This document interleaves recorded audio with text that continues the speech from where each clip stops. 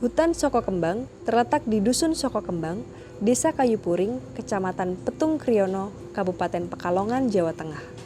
Kawasan ini merupakan salah satu kawasan hutan hujan tropis dataran rendah yang ada di Pulau Jawa. Hutan Soko Kembang dikelola oleh Perum Perhutani Jawa Tengah dan KPH Pekalongan Timur dengan statusnya sebagai hutan produksi terbatas dan hutan lindung dengan tipe hutan sekunder campuran yang berada pada ketinggian 250 sampai 950 meter di atas permukaan laut. Hutan Soko Kembang merupakan kawasan penting untuk keanekaragaman hayati hutan dataran rendah di bagian tengah Pulau Jawa. Hutan ini memiliki peran penting sebagai kawasan tangkapan air, keanekaragaman hayati yang tinggi, perlindungan tanah dan air, dan sumber ekonomi bagi warga sekitar.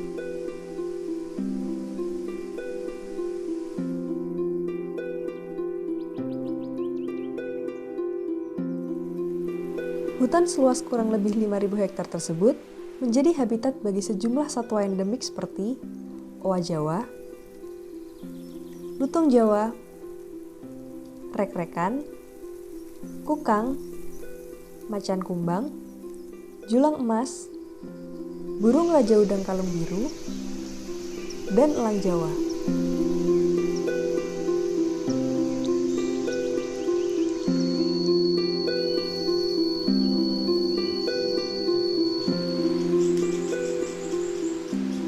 Pernah berjumpa dengan macan tapi tidak sering seperti kayak lutung, kayak rek-rekan. Macan tutul juga masih ada, macan kumbang juga masih ada. Ya, karena Pak Dam pernah jumpai sih. Kalau Pak Dam tidak pernah jumpai ya tidak berani bilang ada.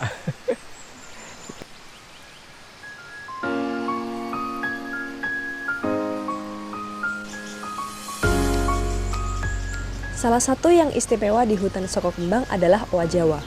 Owa Jawa merupakan jenis kera kecil endemik Jawa yang mempunyai peran penting untuk regenerasi hutan dengan menyebarkan biji-bijian pohon hutan.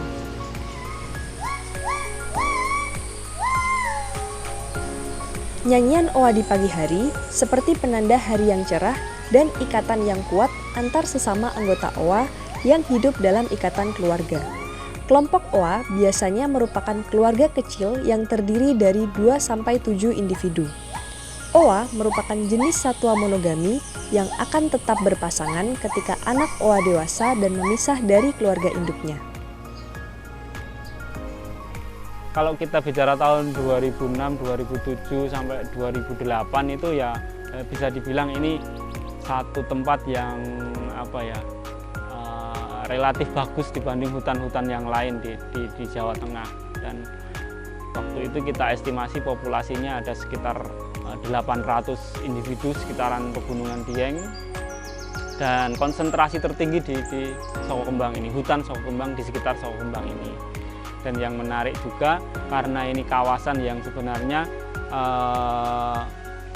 tipe hutan dataran rendah yang tersisa di Jawa Tengah. Dan selama ini banyak orang mungkin Jawa ini sudah habis hutannya, tapi di sini sebenarnya masih tersisa untuk hutan dataran rendahnya. Dan tipe vegetasi hutan dataran rendah ini yang menjadi konsentrasi keanekaragaman hayati termasuk owa Jawa itu sendiri.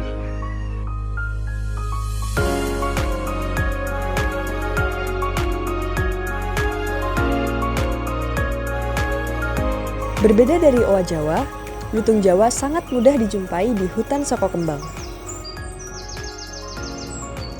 Lutung Jawa hidup berkelompok dengan satu kelompoknya yang terdiri dari 6-23 individu. Setiap kelompok terdapat jantan sebagai pimpinan kelompok, beberapa betina, dan anak-anak yang masih dalam asuhan induknya. Daun-daunan merupakan pakan utama bagi lutung Jawa, meskipun lutung Jawa juga kerap dijumpai memakan buah, bunga, dan serangga.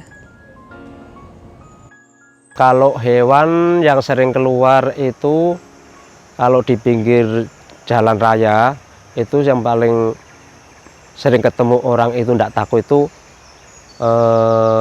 monyet ekor panjang itu. Terus lutung, lagi rek-rekan. Kalau rerekan itu sama lutung itu bentuknya sama, tapi bedaannya kan depannya itu putih dan bibirnya merah. Kalau lutung itu kan polos. Itu yang itu takut sama manusia, tapi tidak begitu takut seperti owa. Owa itu pasti masih bisa dilihat, tapi biasanya dulu kalau melihat manusia itu lari.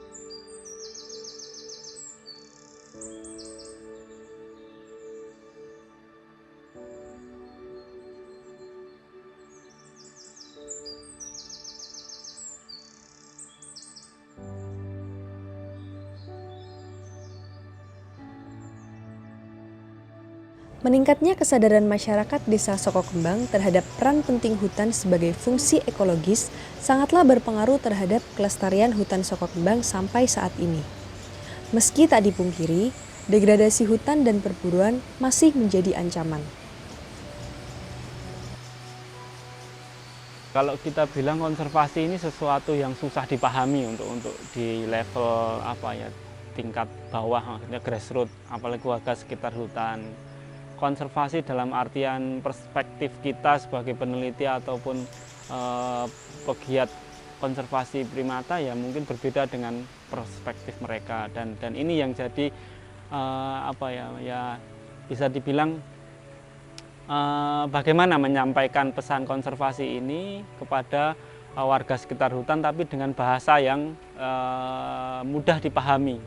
Dan kalau kita waktu itu kondisi memang perburuan masih ada, ya perambahan hutan masih banyak terjadi, terus illegal logging juga terjadi. Ini kita kalau hanya melihat dari sisi konservasi penyelamatan owa Jawa, saya pikir akan tidak diterima, tidak mudah dipahami oleh warga sekitar hutan.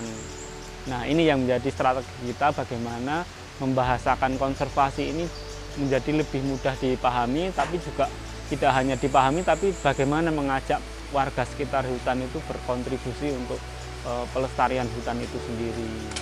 Nah, mulai dari situ muncul masalah utama dari hutan Sokokembang itu apa sebenarnya untuk kegiatan pelestarian hutan ataupun konservasi owa Jawa. Salah satunya muncul dari kopi itu. Akhirnya kita mulai 2012 proyek kopi dan konservasi primata. Itu jadi latar belakang sebenarnya dari owa Jawa sebenarnya.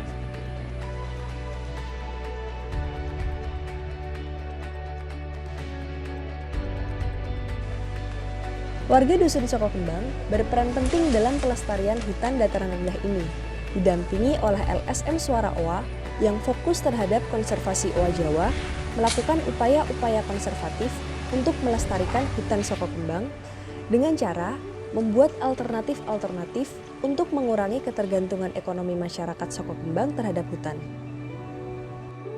Beberapa di antaranya yaitu pengolahan kopi liar dan pembuatan gula aren. Kopi-kopi liar yang banyak tumbuh di hutan Sokokembang dimanfaatkan masyarakat sebagai sumber pendapatan mereka.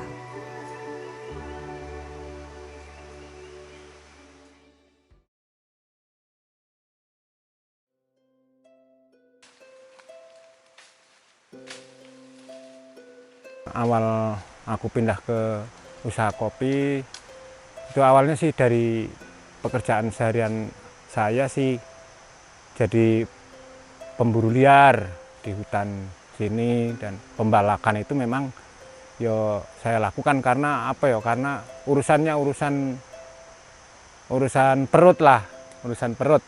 Jadi memang di sini adanya seperti itu, belum ada kerjaan lain. Pemburuan burung itu udah kerjaan seharian, sehari-hari, dan sambil pembalakan, menebang pohon itu udah kegiatan sehari-hari memang untuk kebutuhan keluarga.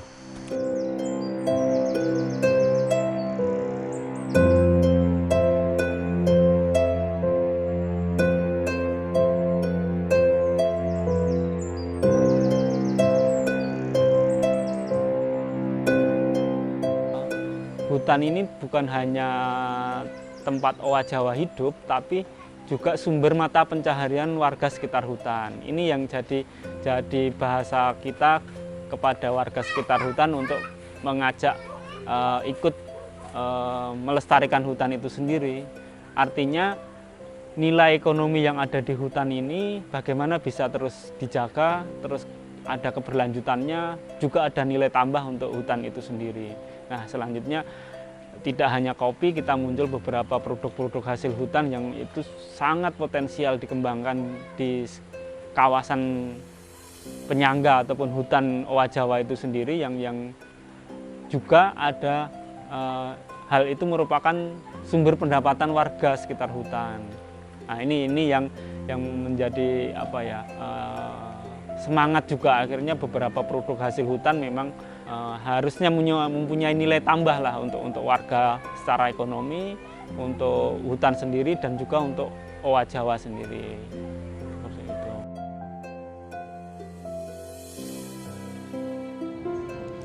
Kemampuan mengolah kopi robusta liar dari hutan dengan cita rasa yang khas menjadikan kopi Soko Kembang menjadi komoditas unggulan dan kebanggaan karena membawa pesan pelestarian owa.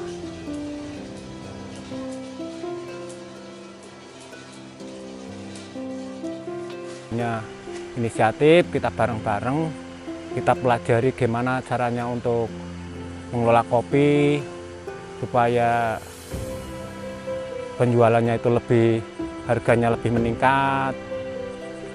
Ya alhamdulillah kopi itu udah berarti penjualan kopi itu sudah ada 4 tahunan proses kopi yang dari hutan. Alhamdulillah kopi itu udah laku, konsumennya udah banyak, dan pesanan-pesanan itu dari kota itu udah banyak, seperti warung-warung shop itu udah banyak yang pesan kopi. Usaha-usaha tersebut berhasil menerapkan praktik budidaya komoditas yang ramah hutan, mempengaruhi produksi ekonomi yang mandiri, dan juga mempengaruhi konsumsi komoditas yang berkelanjutan. Harapan kami sebenarnya ya ini bagian dari permasalahan bersama. Harapannya ini jadi solusi bersama juga antara siapapun yang peduli dengan kawasan hutan ini, dan beberapa kegiatan ini bisa mempengaruhi keberlanjutan hutan itu sendiri. Artinya konsumsi, produksi produk-produk ini bisa dihasilkan dari hutan, dan itu yang jadi harapan ke depan, bahwa kita bisa mempengaruhi produksi dan konsumsi dari produk-produk hutan ini untuk kelestarian hutan itu sendiri. Ada nilai tambah yang dirasakan oleh warga, ada nilai tambah untuk konservasi, dan ya mudah-mudahan ada concern dari pihak-pihak lain yang punya policy atau kebijakan yang berpengaruh di sini untuk melestarikan hutan ini.